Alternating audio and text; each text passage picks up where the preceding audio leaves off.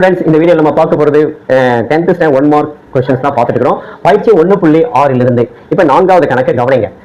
A equal set of 1 2 3 4 5 இலிருந்து B என்ற கணத்திற்கு B என்ற கணத்திற்கு 1024 உறவுகள் உள்ளது.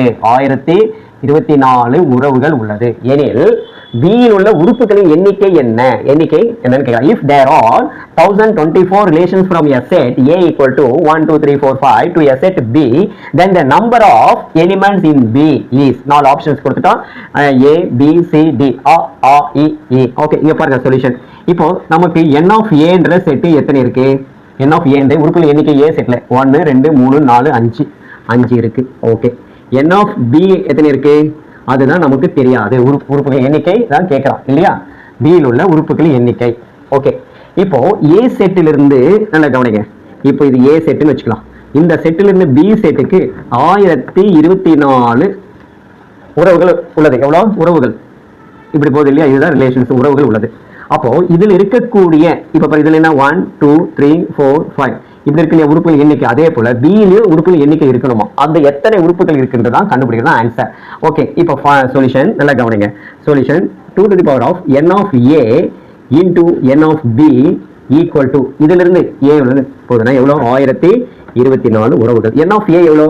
5xB equal to 1024. இப்போ 1024 ஃபேக்டரைஸ் பண்ணுங்க.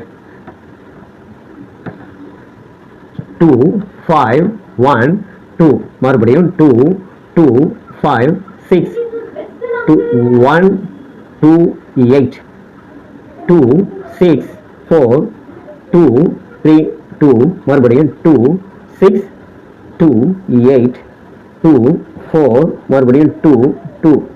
ஓகே, அப்போ எத்தனை 2s இருக்கு? 1 2 3 4 5 6 7 8 9 10. இந்த 2 மறுபடியும் ஃபேக்டரைஸ் பண்றேன். இப்போ லாஸ்ட்ல 1 வரும். அப்போ 2 to the power of 5x equal to 2 to the power of 10 ன்னு எழுதுறோம். ஓகேங்களா? அப்போ 5x இந்த பேஸ் இங்கேயும் பேஸ் ஈக்குவல், இதுவும் பேஸ் ஈக்குவல். பவர் மட்டும் எடுத்துக்கிறோம். பவர் எடுத்தா என்ன கிடைக்குது பாருங்க? 5x equal to 10 ன்னு வருது. அப்போ x equal 10/5. இதை கேன்சல் பண்ணா 2. அப்போ x என்றது 2. x என்றது எதை வச்சுட்டுக்கிறோம்? n of B உறுப்புகளின் எண்ணிக்கை. அப்போ therefore உறுப்புகளின் எண்ணிக்கை B இல் உள்ள உறுப்புகளின் எண்ணிக்கை எவ்வளோ? 2 எங்க இருக்கு பாருங்க? B is the correct answer. Okay, புரிஞ்சதில்லை ஸ்டூடெண்ட்ஸ்? அழகாக புரிஞ்சிருக்கும். இது போய் ஒவ்வொரு கணக்கு நம்ம ஒர்க் அவுட் பண்ணி பார்த்தா நம்ம காம்படிட்டிவ் எக்ஸாமுக்குலாம் இதெல்லாம் பயன்படும். ஓகேங்களா? ஓகே, இந்த வீடியோ பிடிச்சிருந்தா லைக் பண்ணுங்க, ஷேர் பண்ணுங்க, மறக்காம நம்முடைய ரவி கல்வி சேனலை சப்ஸ்கிரைப் பண்ணுங்க. மீண்டும் அடுத்த வீடியோவில் அடுத்த கணக்குடன் சந்திப்போம். பாய்.